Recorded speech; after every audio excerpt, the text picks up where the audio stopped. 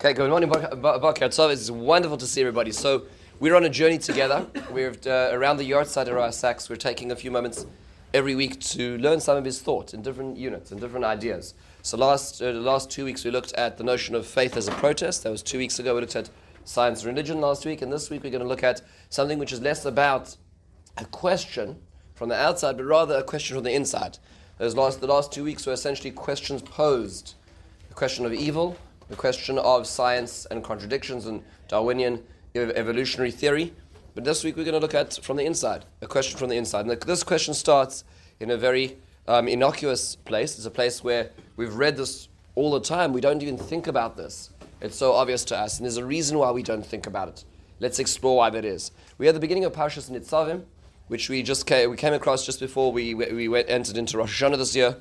We are told, Atem nitzavim hayom kolchem lifnei Hashem Elokeichem. You're all standing in front of Hashem, Roshechem, Shiftechem, Keziknechem, V'Shatrechem, Kol Ish Yisrael, the whole nation, top to bottom, breadth and depth. Tavchem Neshechem, Gerchasha B'Shara Be'Kerov HaMachanecha, Mechotev Etzecha Shayv HaMecha. So every strata of society, why are you in front of Hashem? La'avrocha B'Vris Hashem Elokecha Ba'alasai Asher Hashem Elokecha Korei Simcha Hayam. This is to ensure that you're part of the covenant that I'm making with you. Fantastic. So that covenant makes a lot of sense, and so we would imagine that covenant would govern all the people who are there. The question that arises is in the next few psukim, where it says in Pasuk Yud Gimel, it's not just with you. Ki es asher yeshno po imonu hayam livnei Hashem Elokeinu ve'es asher einenu po imonu hayam. The covenant is made not just with you, but with everybody else who's not here too, is also included in this covenant. That is what Hashem says. Now, we read this, we know this, we talk about this, we talk about transgenerational ideas, and this is a covenant which seems to span all of Jewish history. That's what the Torah is telling us. And the question is, how does that work? Based on what principle, what mechanism is that a viable contract? So we can ask this in a number of different ways. So let's just try to sort of draw this out as far as we can. There is a notion that you are able to do certain things on behalf of another person when they don't know about it. So, for instance, let's say I were to do something on your behalf, and that action, that acquisition, would be in your benefit. Is that a valid transaction? The answer is yes. That's what's called zachin la'adam shalei b'fanav. You are able to do something which is to the merit, to the benefit of another person, when not in their presence. A halakhic concept. But the Gemara does say at the same time, in the same breath, Ve'ein chavin la'adam shalei b'fanav. But you cannot create a contract or an obligation without their consent. I can't go and make you obligated to invest, to pay, to do, when it's not necessarily in your best interest. That's something you need to make the choice about. So the question then arises. This is the question raised by an individual by the name of Rav Yitzhak Arama, and his pirush on the Torah is called what? Does anybody know what Rav Yitzhak Arama's commentary on the Torah is? It's less, the Akedas Yitzchak. It's a very long commentary. Most people are not as adept with going through it because it's not pithy, it's not short, it's not nice little one-liners and bumper stickers. It's deep thought on the Torah. Writing in the late 1400s, Rav Yitzhak Arama asks the following question, and here's the beginning. Again, this essay is column after column. Here's the question section of it, in source 3, where he says, Liyos mevuar she'ein adam marish levanav lezarai acharav choivas neder u'shvuas isur ledoros olam. You can't bequeath a responsibility. You can't give it to your children. Ba'oven shelo yuchlu limchos ba, in a way that they don't have the choice to reject it. Kozman shelo kiblu aleihem ba'giab lepirkon. When they arrive at age of maturity, at age of responsibility, they should have the wherewithal to be able to say, I didn't accept what father, what mother, what I'm contractually agreed to. In boida or b'shtika, whether it be explicitly or implicitly,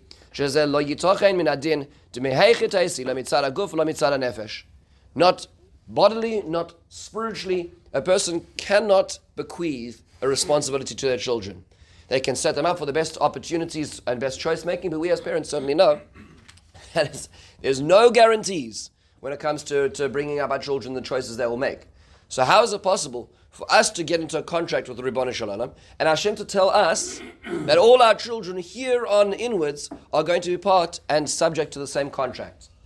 That's the question that he asks. Very strong question.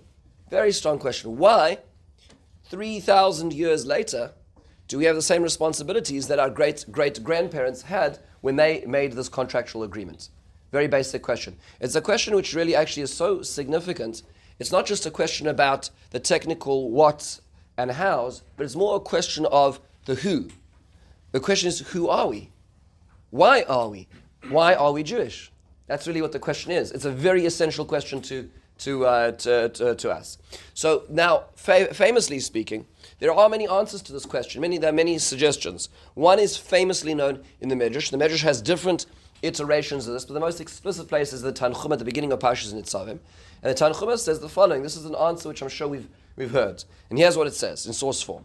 The Medrash Tanchuma says, "Leman hakim oscha hayam loy la'am," to that in order to you're established to him as a people. Hashem says, I'm not going to renege upon the contract that I made with you, with your fathers. Shenemar ki as asher yeshno poim on ayam, as asher enenu poim on ayam, velama omer yeshno poim, velama omer enenu par, lefi koshakol hanefashos hayusham. All the souls were, in fact, there. Vaguf adainin nivra. Yes, they did not yet have we'll call it, the platform, the bodily platform to house all those neshamas yet. Levirach lo nemar kan amida. That's why it doesn't say standing. They weren't standing. They were present. That's what's being said in the Medrash over here. So the Medrash is answering this question by essentially saying that every single future neshama that was going to enter into the world and be part of the Jewish people were in fact there. So therefore, you ask the question, how can we bequeath the responsibility and obligation of identity to our children? The answer is, we didn't. They were all there. Our souls, were there as well. Yes, can we remember it? Technically speaking, actually, interestingly enough, it's worthwhile noting that when you come across sometimes a fabulous insight into Judaism, perhaps a question you had for years and decades even, and sometimes when you have that epiphany and that awareness, you could, if you examine that feeling, sometimes that feeling isn't the feeling of having an idea, but more of actually coming back, returning to an idea that was originally part of you. If you ever sort of examine that experience, that epiphany to a greater degree, there's an element of return. There's an element of coming back to something which was real to you beforehand. And that may relate to this notion as well that the Medrash is describing. So this is how the Medrash answered, and many of us are very comfortable with this idea.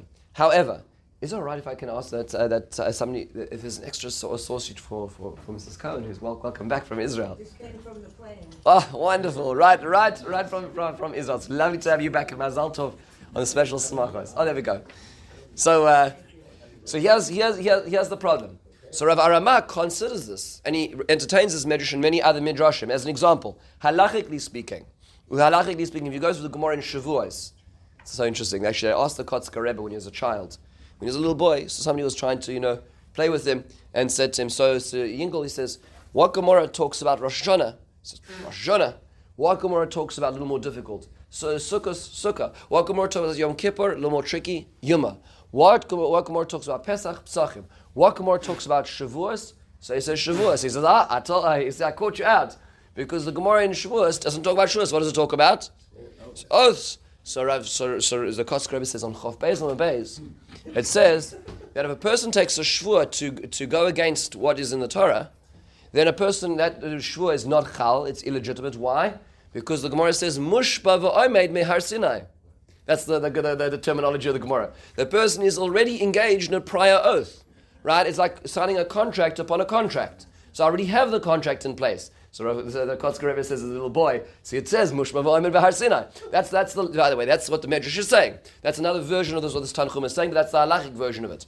That we're Mushma v'omed, right? We were there. Something about that contract is still extant. So Rav Arama says, but that doesn't work. It's not good enough. He has listened to his words in the next source. We're going to go through this, the struggle that Rav Arama goes through. So the following, Aval Adayin, Yesh b'ma'amar Ramzeh in source 5, Iyun Rav. There's a lot to think about. Lodas, Ei chayu haneshamos sham beli gufois ki chibur hanefesh v'aguf me'achreichios ha'adam hanimtzo eitzel hamitzvos hu ume'atzmus ha'usai. It's not enough to tell me that the soul received and accepted this, because that's not the full personality of the human being. The human being is composite of a soul and a body. And so therefore to say that the soul came into contract is essentially not enough to contractually require the body to be in the same. The way the Gemara puts it, the sort of the metaphor the Gemara in Sanhedrin and Perek Chelek uses is the following. So imagine that you had a blind fellow and a handicapped fellow, and they both want to get up to no good, but they don't have the ability to be able to do this because the blind fellow can't find anything to steal, and the handicapped fellow can't get there to steal it. So what they do is they make a deal where the fellow who is lame has upon his shoulder, we discussed this on Wednesdays, right, Rosemary? This is what we talked about when we were learning Ramchal together. Is so the blind fellow puts the person who is lame upon his shoulders, and so the lame person uses his eyesight and his hands to direct the blind person to go under the apple tree of his neighbor's orchard to take off the apples and to steal the apples. So anyway, so the apples disappear. They share. They sell their hoard of apples, and they're caught by the police. And so they come to trial, and in court, the blind man gets up and says, "Your Honor, how could I possibly be held responsible for stealing? I couldn't find the tree." And then the lame person says, "How could I possibly, Honor? How could I possibly? Because I couldn't get to the tree." So it sounds like a very good a good response. The Gemara says, so what the judge does is he puts the lame person on the shoulders of the blind person, and then they beat them together. So that's what happens is the body and the soul come together in this world. And then they do all kinds of things for the good and the bad. And at the end of the day, they each make an excuse. Well, I couldn't do it because I was deficient in this way. I was deficient of a body. I was deficient of a will. And so HaKadosh Baruch Hu says, I'm going to put you back together in order to exact punishment or reward. Very, very, very worthwhile thinking about what Rav Aramai is essentially saying is it's not enough to have one of the entities or one of the components, because the human being is in fact both the body and the soul. And that we live in this world in such a form. So it's not enough to be able to say that this is the answer. That's what he asks in rejection of this, or not rejection, but in saying that this is not sufficient to be able to contractually require us to be part of this. So this is the question that he has. Now, by the way, this is an extremely long essay, as every paragraph in the Akedah Yitzchak is. If you want to, this is the reason why you don't hear people quoting it, because people don't have the patience or gumption to learn the Akedah Yitzchak and the profundity of his teachings. But it's worthwhile.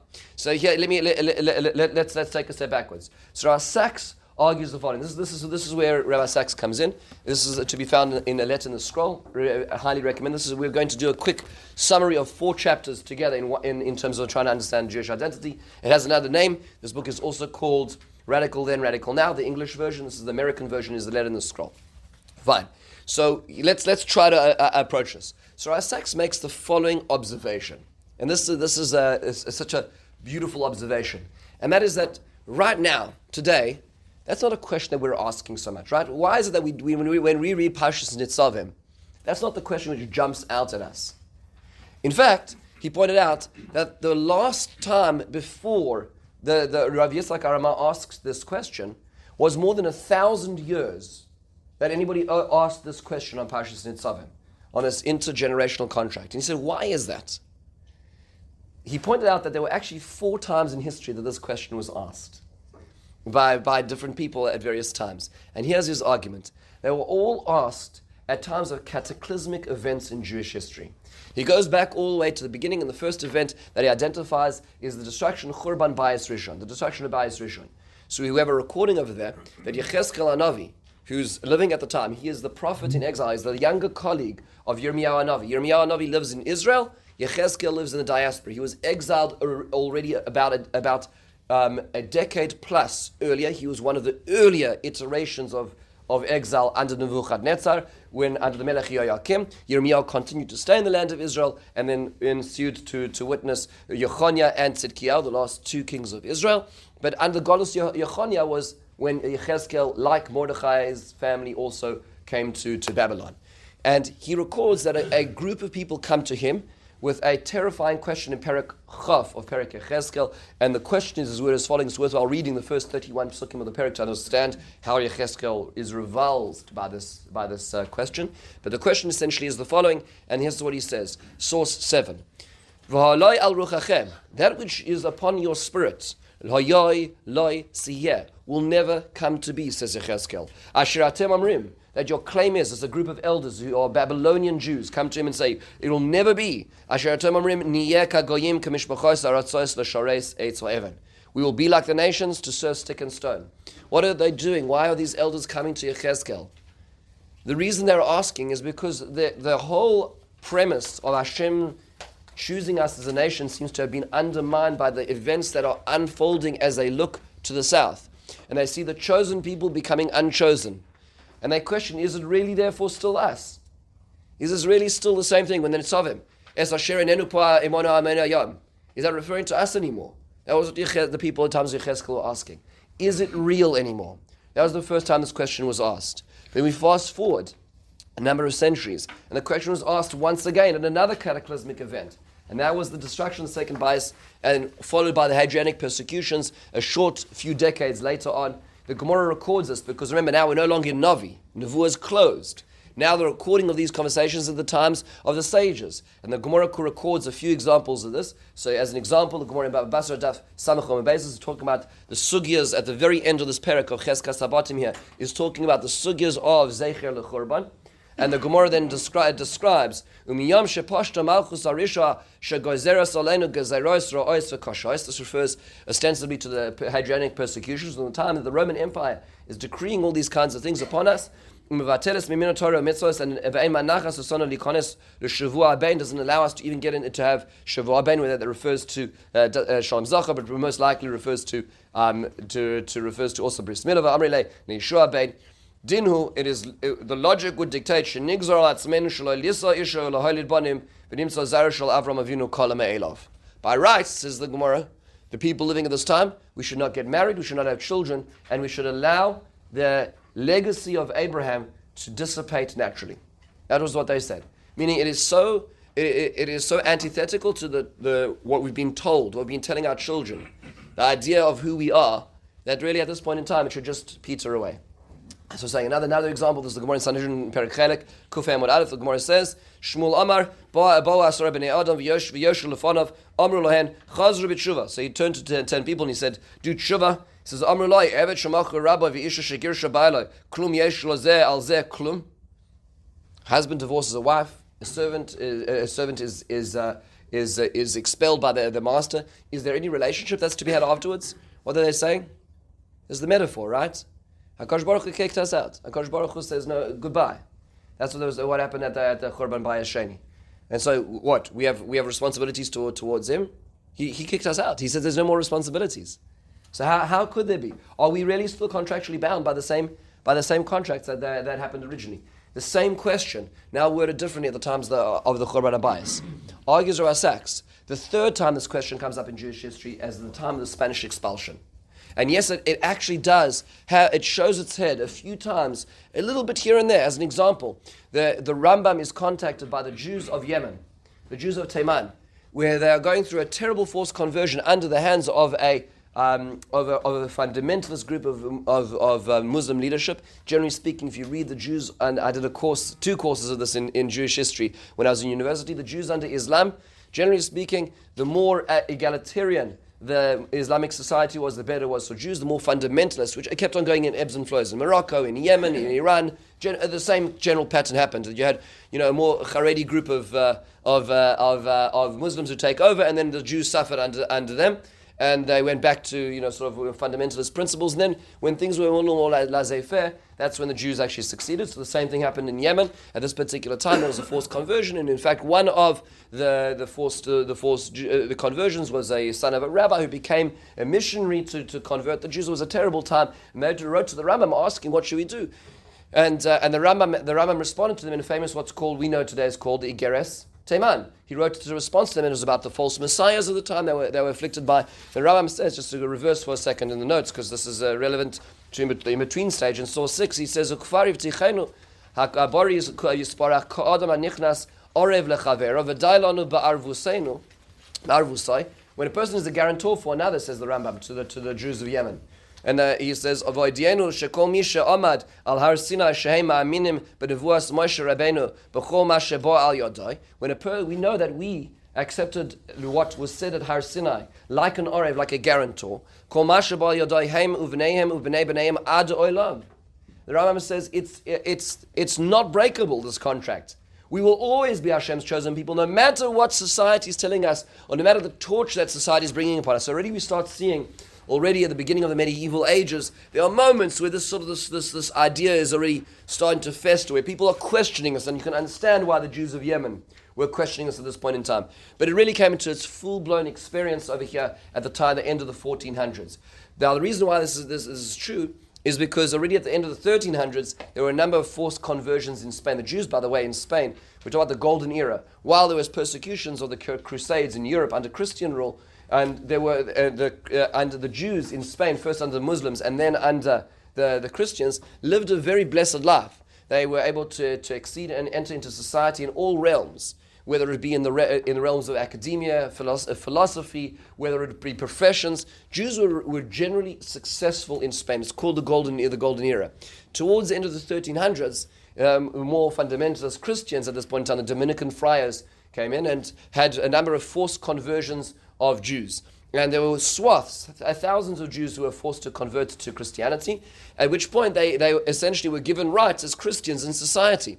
During the course of the 1400s, that was called into question because now there was a problem with this whole business. On the one hand, we converted all these Jews to be Christians, but now they're succeeding because they have no upper glass ceiling anymore. So now the Christian neighbors became exceedingly even more jealous of what was going on. And then they instituted the Inquisition. Most people think Inquisition was about the Jews. It was actually about the conversos. The people who were forced to be tortured to false admissions were Christian Jews who had been forced to convert to Christianity. And this was led to finally to the breaking point where they managed to torture out false admissions from a number of Jews, that the Jews were out to destroy their Messiah. And once the war effort against the Muslims in the south, in the southern area of the Iberian Peninsula, was finishing based on Jewish money, which they were confiscating through the conversos, they were at the point that there was a cleansing of the Muslims in the south, the last strongholds of the Muslims of the Moors in the south. At that point in time, there was an edict issued in 1492 to expel all the Jews of Spain. It was they were given about 3 to 4 months. It was on Tisha B'Av was the time that it was slated, and of course, that time nobody could get rid of their assets. Of course, so that was of course a great boon for the Spanish government and for the Jewish neighbors. And so this is what happened in 1492. At such a point in time, the leaders of the time were people by the name of one of the great Spanish. A great Spanish Rabbanim and leaders was Rav Yitzchak Aramah. He lived till 1495. You understand, when he's asking this question in the parasha, he's not asking a theoretical question, says Rabbi Sachs.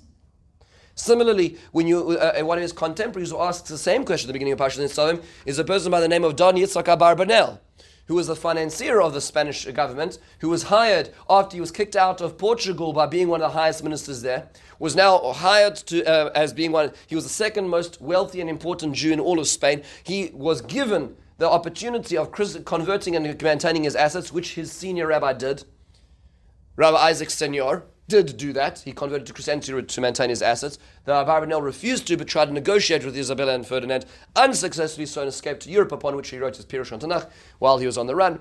It should be an important mechayev to us to think about how he wrote his Pirush. But nonetheless, this is the Abarbanel. They asked the same question because it's not a theoretical question. The way that it's asked in the Abarbanel, just not asked, but his reflections. You want to just see the pain of the Abarbanel. Source 10. This is the Abarbanel's commentary on the Haggadah Shal Pesach. It's on Hallel. And he says, commenting on the words in Hallel that we say, I believed while I'm speaking, I am very much afflicted, as David HaMelech says. I said in my haste, Kol Adam Kozev, every human being is false, is deceiving. What is that referring to, says Abarbanel? You can read the first section, but I'm just going to jump cut to the chase. In the last widest line here, this is the original print. Sorry. What does this mean? In source 10, the last widest line in the beginning of the line. Ratzeh lomar. This means to say, Kol hanavim shenibu al nilasi upeshuasi kulam koizvim. All the prophets who talked about our redemption were false. Levi she'avar katsir kala. The time has passed. Kala kayetz. V'anachnu lo nashanu. And we're still in this dark place. Kazov Moshe Rabbeinu alav shalom b'yichudai. Moshe Rabbeinu was false in his prophecy about what he said that there'll be an end. Kazov Yeshayahu b'nechem asov. Isaiah was false in his prophecies of comfort. Kazov Yirmiyahu v'Yechezkel b'nevuasehem. Jeremiah and Ezekiel were false in their prophecies. We, in the lengthy exile, were the ones that David HaMelech was saying that Ani amarti b'chavsi, in my haste in the exile, I said, Kol Adam Kozev. Who's that referring to, says the Abarbanel? All the prophets. That's what we felt like in the darkest of hours. Kozev, ki yavoy zman ema geula asida shetizkor uma v'tdaber kol advorim. There's going to come a time when the Geula is going to come and we're going to embarrassedly look back at those moments of weakness where we said this. That's what the Pasuk means, says the Abarbanel. Ani amarti b'chavsi, in my haste I said this. He'emanti ki adaber, I'm believing what I'm saying, this terrible statement. That kol adam kozev, that perhaps even all the prophets are false. That's the experience of a person living through this absolute hell, this absolute unimaginable experience.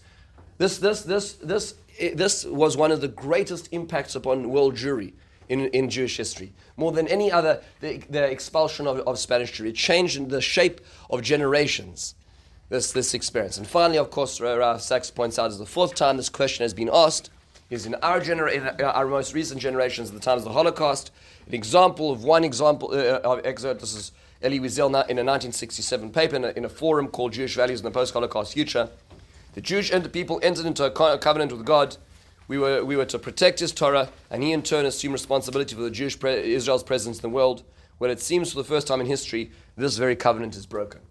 That's what Elie Wiesel's initial reflection. Now, he went through his own journey in terms of his journey of understanding the Holocaust. But this is what his reflection is, and many were in the same camp as his.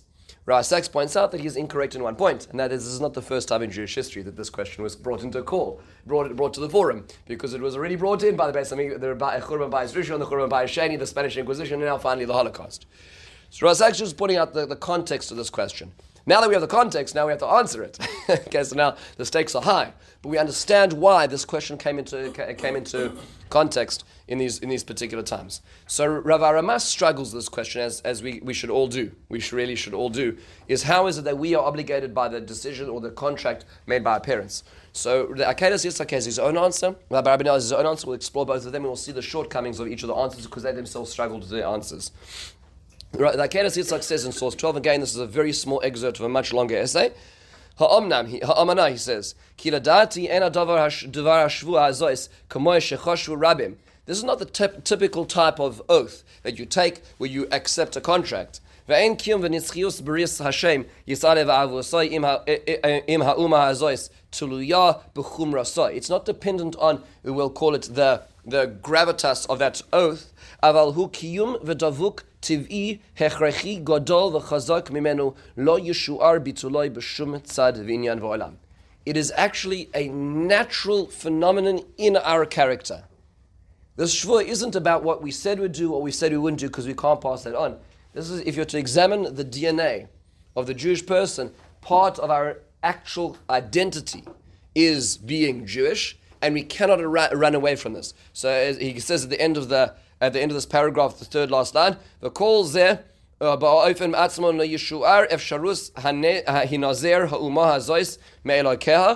not able to escape our God and His commandments and His statutes. A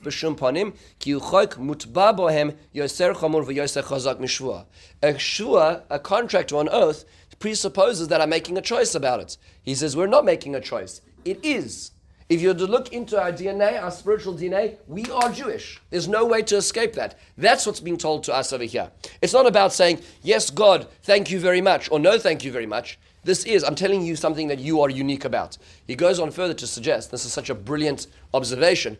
The Gemara in Shabbos on Peiches Amud Aleph tells us that there was a conversation had at Har Sinai where it says, the nation of Israel stood at the bottom of the mountain. The Gemara comments, that's a very strange way to describe the foot of the mountain, but Tachtis sounds like underneath the mountain. So the Gemara says, yes, actually, technically speaking, they did stand underneath the mountain as God elevated the mountain above their heads and says, if you don't accept it, Sham Tiyeh Kavuraschem. The Gemara says, wait a second, the Gemara says, that doesn't work. If you sign a contract with a gun to your head, and you're not bound by that contract, you can claim that you had no free will. The Gemara says, good point. The Gemara says that's why they accepted at the times of Mordechai and Esther. Very strange, because that's 1,000 years later. So what happened in between? Why were they held responsible for the destruction of the first Beis Hamikdash if they weren't really responsible for this contract?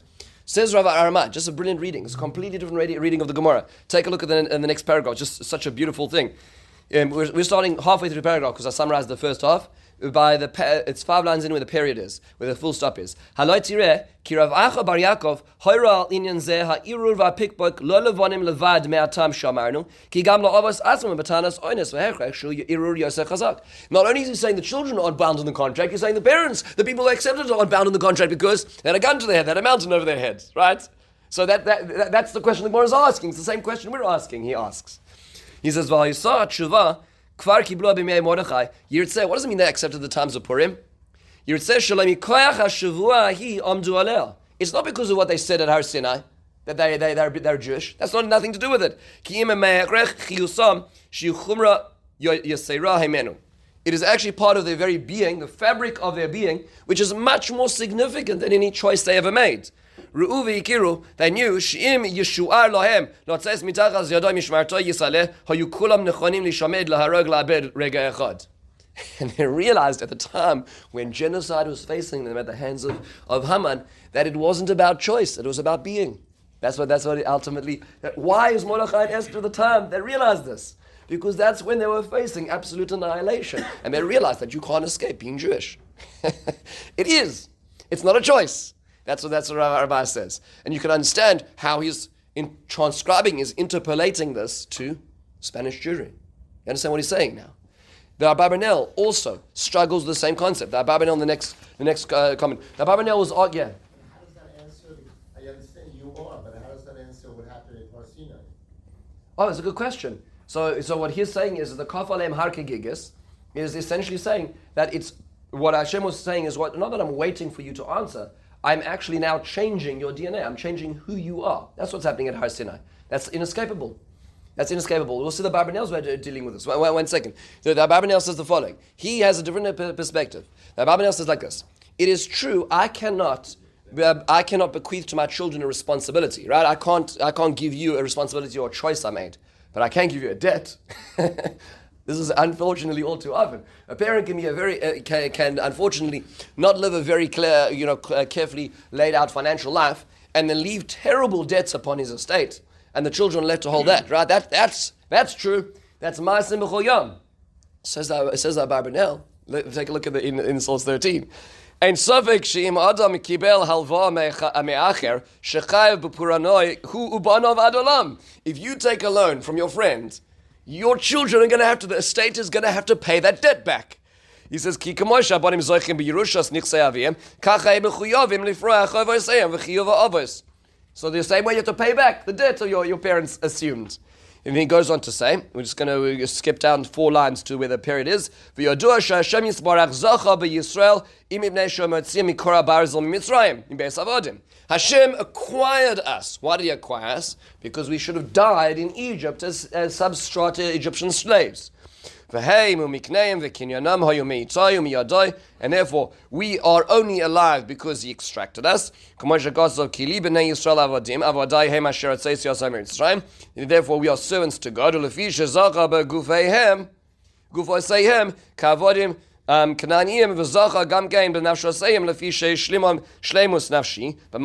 he saved our bodies in Egypt and our souls at Sinai. Right? Therefore, he has full acquisition and rights to us. ולכן הכניסם בבריס הראשון בו הציאוסם מארץ מצרים והיה בריס ההוא בדם שזרק עליהם. להרש שגוף ונשמה עושים כי האדם והנפש יכפר כולם היו משובדים אליו יספרח. We are essentially eternally on lien, or there's a lien upon us because of what he did. Yes, the debt is going to go into generation because this is a debt of life, a debt of spiritual and physical life which continues to generations. Now, the Abarbanel and Rav Arama were still struggling with this. And in fact, the Abarbanel does reject his own answer later on. He'll not reject, but he comes back to a more basic answer. And this is the first time this question was answered. Who answered this question first? The first time it was asked. Who asked it first? The Jews at the times of Yechezkel, the destruction of the Beit Rishon. What did Yechezkel tell them? Let's go back to those psukim in Yechezkel. The pasuk says, we looked at pasuk Lamed Beis in source 14. Lamed Gimel is, Chai ani um Hashem, im loy biyad chazaka v'zrayna tuya v'chemek shefucha im loy aleichem. Hashem says, I'm going to rule over you by hook or by crook. Whether you like it or not, I'm going to rule over you. What does that mean? Says the Abarbanel. Read this in the milieu of the late 1400s and the beginning of the 1500s, understand the suffering they're going through. Says the Abarbanel in source 15, this is a terrifying prophecy that Yechezkel is saying. This is his commentary on Yechezkel.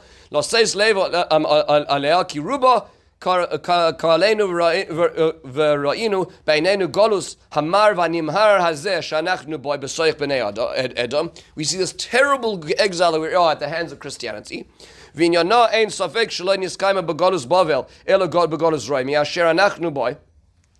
nevuah of Yechezkel is relating more to Christianity than to Babylonian history. They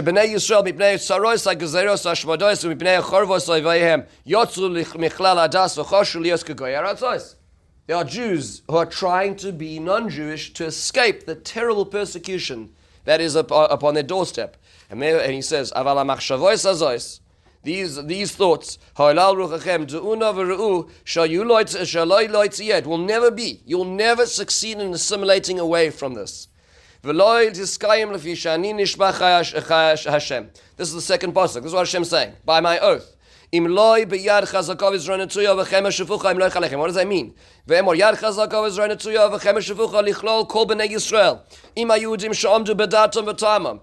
Hashem says, I'm going to be your king. To the Jews who still held on despite the torture. He's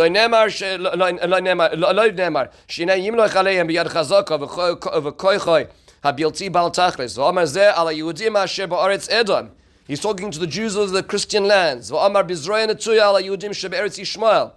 outstretched arm to the Jews under Islam? Who kept their religion. And to those who converted to whatever religion it was that was forcing them, who tried to escape the religion under unbelievable pressures, Hashem says, I'm still your God, even through anger. And that's what the Abarbanel says. You just understand what he's saying. He's saying Yechezkel is right whether we like it or not. Whether we want to, whether we choose, whether we don't choose. And you know what? The Abarbanel is right because no Jew who converted really succeeded in being fully escaping fully the shadow of what they were trying to escape. That is what the Abarbanel suggests, coming back to this, which is ultimately it is an inescapable reality. So then the question is that if that's the case, the Rasak says this really is the truth. But if that's the case, there's 2 points that are missing. Point number one is that, unfortunately, it's a very dire perspective. It's a very dire and sad perspective. That means to say that we don't really have a part in this whole business. Whether we like it or not, inescapably we're Jewish. That's question number one he has on the Abarbanel. But now the question number two is that today it doesn't seem to be working as much. Because the Abarbanel is talking about when Jews faced persecution. But what about when in today's world, 1 in 4 Jews outside of Orthodoxy is choosing to remain with their Jewish identity.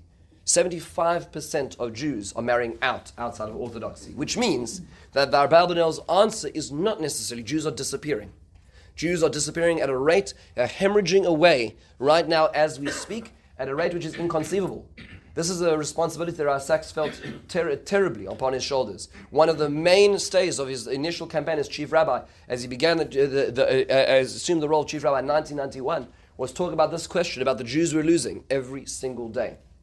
So what it means to say is that this question of identity, this answer is not sufficient even to answer those who are not moving away from persecution, but moving away towards love, towards a society which has finally opened up its doors fully towards us. How do we answer that? I think they think they're moving away, but you still have, Mr. Soros is not thinking until the Jew. When they threw him out of Hungary now, they called him a Jew. So you think you are, but you're not. Unfortunately, in a society that we live, the people who are disappearing are so far, and so every waiting generation and marriage and next step, it's getting harder and harder to find those people. And yes, there will always be anti-Semitism, but we're losing the battle. That's what Rabbi Sachs is saying. So what he's saying is, I'd like to fine-tune an answer which relates a little more to the generation we're in. Hang on one second, I want to go because we have a tremendous, I would like to just focus this idea. So Rabbi Sachs turns to the following and says a remarkable idea. He was in Cambridge as an undergraduate. He went to a non-Jewish school, to Cambridge in the 1960s. This was the era of rejecting the old, where everything which couldn't be conscribed to facts and ideas was not in fashion, was not in vogue. It was a generation where the youth knew more than the elder generation. And he started falling into philosophy. And philosophy, of course, in a very arrogant way to a large degree, rejects, generally to a large degree, religious dogma. However, while in the middle of this whole experience, there came an event in the summer of 1967 when he was an undergraduate, which changed everything for him, and changed it for a lot of people. And that was that there was the Egyptian closing the Straits of Tiran, and suddenly there became a discussion about the existence of the nation of Israel. And he had never experienced or thought about the Holocaust, as many British and otherwise Jews around the world had never thought about it. And suddenly now there were collections. All these Jews raced to the small shul on campus. And Jews were going about, he was collecting money to send to Israel. And the idea of an existential crisis for the first time in history, in his life, suddenly became a real thing. Were we going to survive? And people he had never thought about, because Israelis, he never really visited Israel once, intention of living there. He didn't know any particular Israelis as friends, but suddenly he felt this sense of responsibility for something bigger than him. And all these Jews felt the same thing. And around the world, everybody was tied to these radio sets, listening to what was happening blow by blow in the most miraculous battle in modern history, which unfolded in 6 days, the reuniting of Jerusalem, the tripling of the size and the territory of the land of Israel in this short span of time, the reversal upon the enemies. It was a remarkable thing. And then he says, and then life went back to normal after that. And he said it couldn't go back to normal after that. And he realized that there was something more about being a Jew than just what the philosophies and what you could think and you could measure and you could understand through logic. And he started this experience where he realized there was something special about being a Jew, something which was activated in that moment, which he never experienced before. And this became the beginning of his journey. And he describes that along his journey, we're going to discuss a little bit more, perhaps next week, about the notion of interconnectedness. That'll be the topic next week as the Jewish nation as a whole. But in terms of Jewish identity, he said he met people along the way who were also incredulous about this notion of what it means to be a Jew. And he quotes a few people, and this is before it became popular to quote these people. I believe Rabbi Sachs was one of the individuals who made it popular to quote these individuals. He first quotes Blaise Pascal, a physicist, a thinker, a philosopher par excellence. But at the age of 30, he decided to step back from science, and he actually spent time thinking about religion. He actually died pretty young. If you look at his years, 1623 to 1662, he didn't live an extraordinarily long life, but the last decade of his life or so he spent philosophizing on religion. And in it he talks about the Jews, and here's what he says. The second paragraph in source 16, this people is not eminent solely by their antiquity, but also singular by their duration, which has always continued from their origin till now. For whereas the nations of Greece and Italy, Lacedaemon, of Athens and of Rome, and others who came along after, have long since perished, these ever remain, and in spite of the endeavors of many powerful kings who have 100 times tried to destroy them, as their historians testify, and as it is easy to conjecture from the natural order of things during so long a space of years, they have nevertheless been preserved. That's Pascal looking at this. Pascal famously had his wager about why it's much more worthwhile believing, even just as from the stake of probability. That was it. His greatest contribution was the theory of probability, right, which we use today on everything we do. Later on, this is in the 1600s, Leo Tolstoy, after writing Anna Karenina, one of the greatest writers from the eastern side of Europe and Asia, actually himself retired he found the love of his life, who was somebody who helped him publish and settled down to a much simpler life. He says in Contemplation, he says, the Jew is the emblem of eternity, he whom neither slaughter nor torture of 1,000 years could destroy, he whom neither fire nor sword nor inquisition was able to wipe off the face of the earth, he who was the first to produce the oracles of God, he who has been so long the guardian of prophecy and has transmitted it to the rest of the world. Such a nation cannot be destroyed. The Jew is as everlasting as eternity itself. And finally, in Nikolai Berdyaev, we looked at his works last week when we talked about science. He initially was a supporter of the Bolshevik revolution, and later on in his years, he had different perspectives. An interesting Russian philosopher who says, I remember how materialist interpretation of history, when I attempted in my youth to verify by applying it to the destinies of people, broke down in the case of the Jews, where destiny seemed absolutely inexplicable from the materialistic standpoint. Its survival was a mysterious and wonderful phenomenon, demonstrating that the life of this people is governed by a special predetermination transcending the processes of adaptation expounded by materialistic interpretation of history. The survival of the Jews, their resistance to the destruction, their endurance under absolute peculiar conditions and fateful role played by them in history. All these points to the particular and the mysterious foundations of their destiny. So what he's saying is that it is clear that from the perspective of outside thinkers who really contemplated the Jewish people, there's something special about them. And at that moment in time, and during the Six-Day War, Rabbi Sachs himself came to the realization that there is something special about this people. What's special about this people? Why is this identity something which was given to us, but we really is us? Why is it something which is triggered upon these moments in history where suddenly we realize that we're special? Rabbi Sachs uses the following example, and this is why the book is called as it is in the American version, which is called The Letter and the Scroll.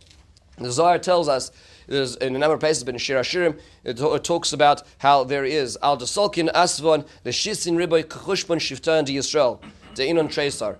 The Solkin and Shitin Riboy. So the Zohar is talking about the idea that the Torah itself has 600,000 letters. Now, interesting questions is for the sake of posterity. There actually are really around 300,000 letters. There's also answers as to why that really works out. Is it parts of letters, right? An aleph is made up of a vav and two yuds, as the Vilna Gaon points out. But nonetheless, there's a notion that there's 600,000 letters in the Torah, and the Kabbalistically speaking, as an example, the Magaleh Amukos, the Baal Shem Tov talks about this. The Magaleh Amukos is not the Baal Shem Tov, but many Hasidic and Kabbalistic thinkers say, Shekein Moshe Rabbeinu Kolu Mitam Ze Mishishim Riboy Neshamas Shel Yisrael V'Soid Shesh Meos Elef Ragli Asher Anochi B'Kirboy Ki Lekol Echa MiYisrael Yesh LeNeshama Shaloi Ois Achas Mishishim Riboy Ois Yes HaTorah.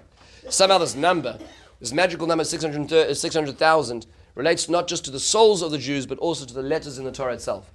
So he says, listen to the metaphor of this idea. The metaphor is, that essentially is being argued over here, is that we are a letter in the scroll. Every one of us is a letter. Now here's the interesting thing about letters, is that a letter by itself is inconsequential. If you have a letter by itself, you have a letter on a piece of paper, even one letter means nothing. For it to mean something, it needs context. It needs other letters. It needs sentences. It needs paragraphs. It needs spaces. It needs a formulation as part of the tapestry. One note in a musical symphony is meaningless. A note as part of a harmony or a melody is suddenly meaningful. Rabbi Sachs is saying that the notion of what Jewish identity is, what does the neshama of a Jew mean? It means to say it's part of a longer written idea, part of a context. It's coming from somewhere, going to somewhere. And here's the argument he makes. This argument is such a profound perspective of what it means to be Jewish. This is what he calls an iconoclastic belief. It means to say it's going against the norms of what the world sees is as identity. Here's what he says in Source 21. Several centuries of Western thought, beginning in the Enlightenment, have left us with the idea that when we choose how we live, we are on our own. Nothing in the past binds us. We are whoever and whatever we choose to be. So axiomatic is this idea to us that we are all too unaware of the intellectual history that lies behind it. We can trace some of the key moments when David Hume in the 18th century stated that one could not derive an ought from an is, or when Kant placed the concept of autonomy at the heart of the moral life, or when the 20th century existentialist Jean-Paul Sartre argued that for each of us existence precedes essence. This long cumulative development has left us with the belief that that identity is something that we choose, unfettered by any bonds of the past. No fact defines our obligations, no history prescribes our roles. We enter the world with a clean slate on which we can draw any self-portrait we wish. That's the notion in the world itself, that we can essentially be who we want. We can choose any orientation, we can choose any direction in life of who we are. Against this whole complex of ideas, Jewish life is a sustained counter voice. To be a Jew is to know that this cannot be the full story of who I am. A melody is more than a sequence of disconnected notes. A painting is something other than a random set of brushstrokes. The part that has meaning in terms of its place within the whole, so that if history has meaning, then the lives that make it up in some way to be joined to one another as characters in a narrative, figures in an unfolding drama. Without this, it would be impossible to speak about meaning, and Judaism is the insistence that history does have meaning.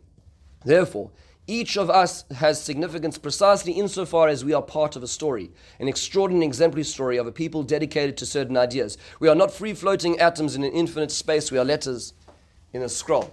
So he gives an example. This is a very famous example, but this is such a powerful example. He says, imagine you were to walk into a library which was floor to ceiling with books, shanks in every direction, and so for some people this is a dream, for some people this is torture, because where's the device? Right? But imagine you had a few hours and you could go to a library, you could read anything you wanted to. The closest I've ever had to this is that if anybody ever went to the 4th floor of the library in the YU library, the Gottesman library in YU, it's a silent floor. It says no distractions, you're not allowed to have phones, that's where, in the good day when I used to do my studying, for when I was doing my actuary exams, I would do 12-hour shifts. Stopping to daven and eat, and that would be it. You could just it's its own world where you could study. And it happened to be the Jewish history section was on that floor. So you could just go there and you could read. They had entire shelves of Holocaust denial, as an example. And you could just see how many books are written on this. On Israel, the history of Israel. You could just sit there and read. It was remarkable to have all this time in complete, utter silence. So just imagine you're in a library 10 times that volume. And now you're able to go to any book as you like, any interest, any writer as you like. You pull a book off the shelf, and it could be, let's say that this particular book, for argument's sake, is a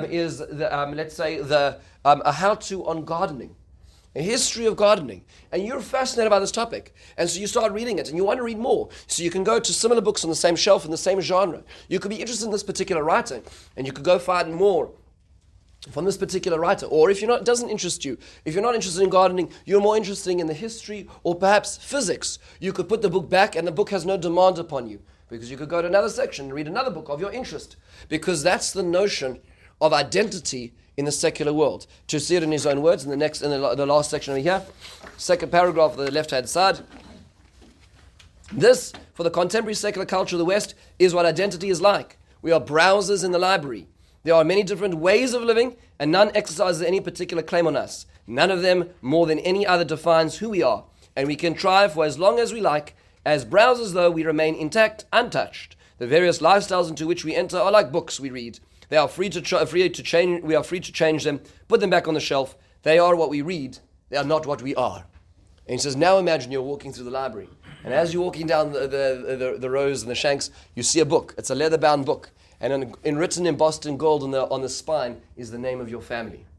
And you pull out the book and you start reading, and you see that it's old pages. And on each page is a heading with the name of the family of a different generation. And they're writing it to the next generation. And it's in different languages as it passes through. First, it's in Spanish, and then it moves to Ladino, and then it moves to Yiddish. And each generation has pictures and illustrations, and it's letters to the next generation of that family. And you keep on moving, and then it starts turning from it to English, and you start seeing your grandparents and your parents. And then there's a page which is blank, and on the top of the page is a heading, and it says your name.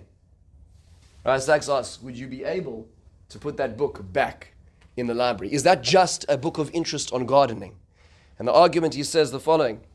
He says, is as follows, in the top of the next page. According to the intellectual conventions of modernity, this should make no difference. There's nothing in the past that can bind you to the present. No history that can make a difference to who you are and who you are free to be. But this cannot be the whole truth. Were I to find myself holding such a book in my hands, my life would already have been changed. Seeing my name and the story of my forebears, I could not read it as if it were just one story among others. Instead, reading it would inevitably become, for me, a form of self-discovery. Once I knew it existed, I could not put the book back on the shelf and forget it, because I would now know that I am part of a long line of people who traveled towards a certain destination and whose journey remains unfinished, dependent on me to take it further. That's the notion of the letter and the scroll. That means to say that Judaism views us not in terms of what we do, where we are, what language we speak, where we live, what neighbors we have, what interests we have. Those are not who we are, they're what we do. That's not identity. Judaism demands of us, the Torah demands of us, that we're part of a conversation of over 100 generations passing on the same story to our children, and we are therefore part of a larger system, what came before us and what will come after us if we so choose. So therefore there is an element of autonomy to a certain degree. We are free to choose, and if we choose not to, we have ended the story of thousands of years and of hundreds of generations. We are part of that story, but we need to choose to be part of that story. It is not like any other idea in the West, which can be put back on the shelf. That's what Jewish identity is. This is the humble resolution that Rabbi Sachs points out. And just to quote is such a great example of how he expresses this idea. One very interesting idea. Listen to this example. We have friendships, commitments, passions, and concerns that contribute to our personalities, but cannot substitute the core of identity. I may be a lawyer, concerned about environment, an American citizen living in Seattle who loves the film of Steven Spielberg and the humor of Woody Allen. But these are merely facts about me. What I do, what I care about, and where I live, what I like. They fall short of constituting who I am. They may change over time without my ceasing to be me. The most fundamental answer to the question, who am I, the one that never changes, involves a journey back through time into who my parents were and theirs, and so far back as I can go. That is the story into which I was born. I may choose not to continue it, but I cannot deny it without in some way living it, a lie. The history of my people is where my identity begins. That's what the letter in the scroll is. So you ask the question, and this is the answer. That's our place in this role. And this is a truth that if Emetz Hashem, our brothers and sisters, were to hear, perhaps they would also make the choice to be part of this. Thank you very much, Rabbi. Emetz Hashem will continue the story next time.